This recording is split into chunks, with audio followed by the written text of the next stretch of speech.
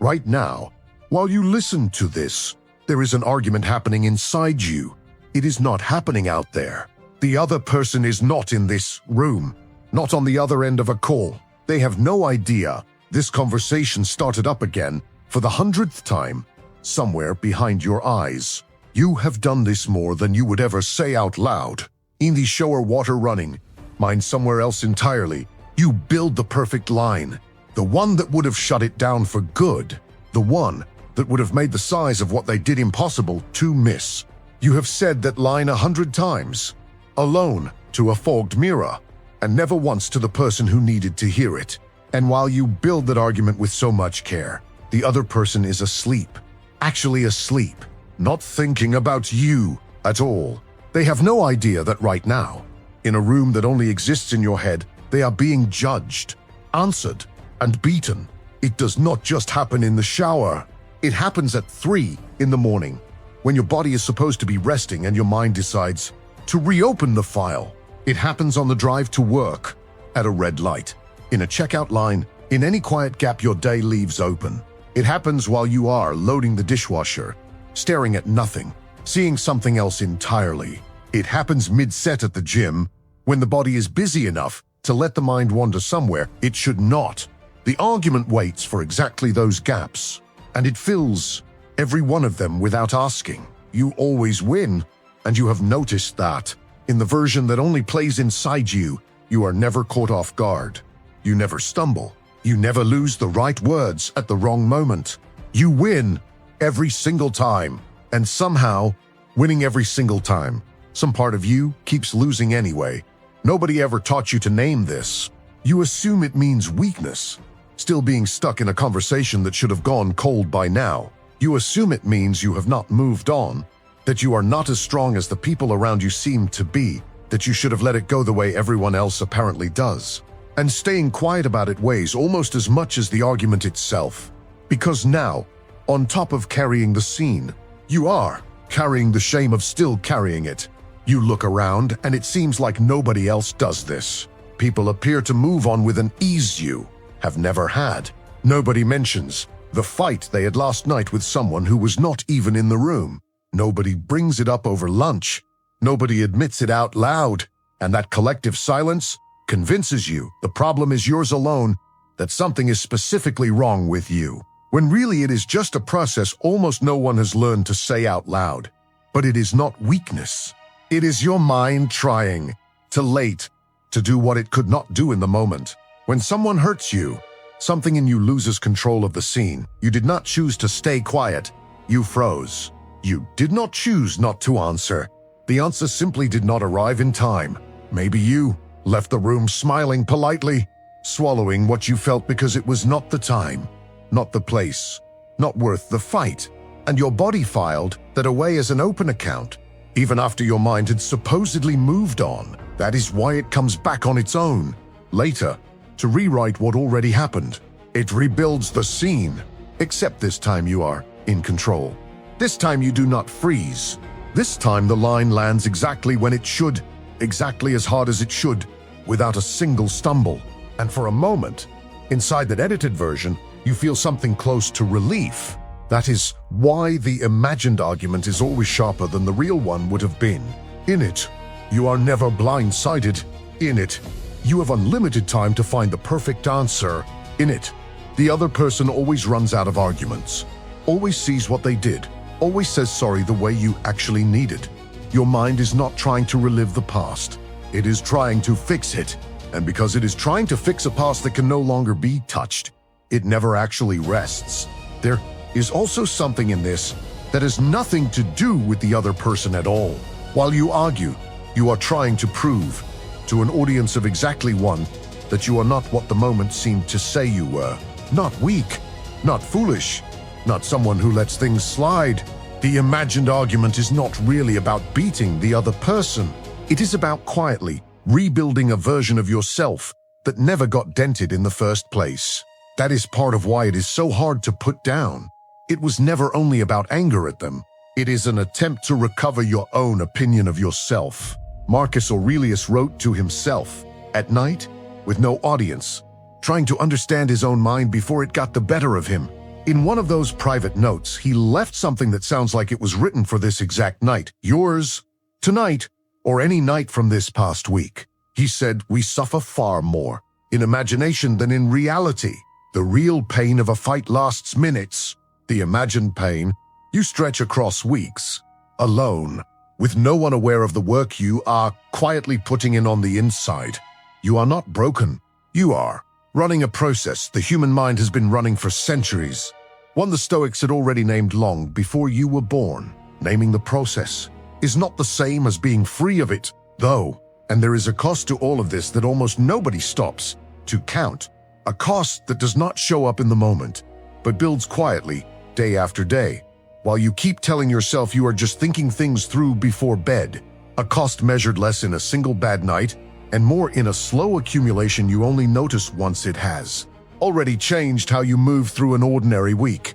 Think about the actual time this steals from you. It is not just a few minutes in the shower. It is the minutes that turn into a full hour lying awake, staring at the ceiling, turning over, counting down to your alarm. It is the attention that should be in a work meeting, but is instead rewriting a line you will never say, while someone across the table waits a beat too long for your answer. It is the patience that should be left over for the person right in front of you now. The kid who has to ask the same question 3 times before you actually hear it. The partner who notices you are present in the room but not really present at all. Spent entirely on someone who may not even remember what they did. The body pays too, even when you do not notice the charge. The jaw that stays clenched for no obvious reason. The shoulder creeping up toward your ear in the middle of an unrelated task. Sleep that is not really sleep. Just a body switched off while the mind clocks in for another shift. You wake up tired after 8 technical hours in bed, worn out from a job nobody saw you do, because it happened entirely on the inside, with no witness, no record, no proof it happened at all. There is a version of this that shows up as irritability you cannot quite trace. Snapping at someone over something small, then realizing, hours later, that the real target was never in the room. A short temper with people who did nothing to earn it, because the actual argument already used up the patience you were supposed to have left for them.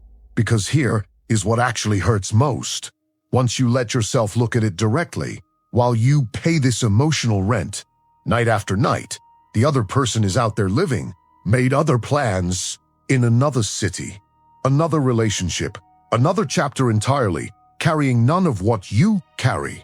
They may not even remember the conversation that, for you, is still wide open. You are still arguing with someone who, in real life, moved out of the building a long time ago, and you keep paying rent on an empty apartment, alone, every night, with nobody making you pay it. Seneca wrote about exactly this, with a clarity that stings. He said most of our time is spent reliving what has already happened, as if the repetition could change anything about how it turned out. He did not call this feeling wrong, he called it wasted, because the target of all that energy no longer existed to receive it. You are spending the only time you actually have, right now, trying to fix a time that already left, along with the person you are arguing with. If you watch the video about people who drain your energy, you will recognize this from a different angle, because the ones who drain you do not need to be nearby. Sometimes the person is gone from your life completely and still takes up an entire room inside you every single night for free without ever asking for the rent. Write it below. No overthinking, just a short line. If you recognize this, the shower, the middle of the night, the argument that never actually gets said out loud, right? I do this too. You do not have to say with whom. You do not have to tell the story. You just have to name it, because naming it is the one step almost nobody ever teaches you to take. You do not need to win this argument. You just need to stop opening the room. If it helps, drop a number below. Not a word, just a number. How many people currently live in that room inside you? 1, 2, 3. Sometimes, just counting is enough to see the size of what you have been quietly carrying. Maybe you are thinking the fix would be to finally say all of this to the actual person. Find the nerve. Set up the conversation, hand over every line you have rehearsed. and in some cases that genuinely helps. There are situations where the real conversation is necessary, where the silence is only postponing something that has to be said. But most of the time, that is not what you actually need, because the problem was never a lack of nerve. The problem is believing your peace depends on the answer someone else gives you. As long as you believe you will only feel okay after hearing a specific sentence or seeing a certain look of regret on their face, your hands stay tied. Your peace sits in the hands of someone who may never give you what you are waiting for, who may not even know there is a debt, who might, even knowing, still not give you the answer you need, and that waiting is exactly what keeps the argument open inside you, night after night, holding out for an ending that may never come from the outside. Maybe the person who shows up in your room is not an ex at all. Maybe it is a parent who never said what you needed to hear, and you are still confronting them decades later, in a kitchen that does not even exist that way anymore. Maybe it is a friend who disappeared with no explanation, someone you have already written entire letters to in your head that will never be sent. Maybe it is an old boss, a business partner, a coworker who said one thing in a meeting that you are still, months later, answering in the shower. It could even be a sibling, someone you grew up next to and still cannot quite finish a conversation with. Even now, even alone, even at your own kitchen sink, the room changes faces. The mechanism stays exactly the same. Notice something. How many times you have checked their profile online just to see if they are okay, if they seem happy, if there is any sign, anywhere, that they carry something too. And how many times the check reopened a room you had, with real effort, kept shut for a few days. You leave that screen heavier than you were before, and they never know you were there at all. Epictetus taught a distinction that changes everything once you actually apply it. He said some things are within our control and some are not. What the other person did, what they think, whether they will ever regret it, whether they will ever come find you and say the words. None of that is yours to control. What is yours is one thing only: what you do with whatever is left afterward. That does not mean pretending it did not hurt.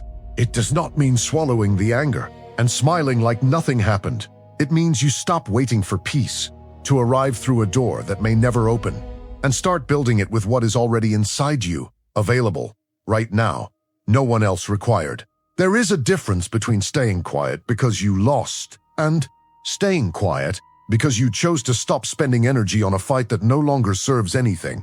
The first is defeat. The second is the only win that actually counts, because it is the only one that does not depend on anyone but you. The next time the scene tries to start up again, in the shower, in line, at 3 in the morning, you can do something different. You can notice at the moment it starts building itself. You can name it quietly to yourself. I'm arguing with someone who isn't here. And right there, no drama, no beating yourself up for not getting it on the first try. You can choose to close the room, not because the hurt disappeared, because you decided to stop paying that rent. In practice, that can be as simple as swapping the thought for a physical action the second you catch it starting. Get up and drink a glass of water. Change the song halfway through the drive. Say quietly, just for yourself, this conversation is over, even if some part of you insists it is not. The body responds to concrete signals better than it responds to good intentions. Choosing silence does not mean you stop feeling anything.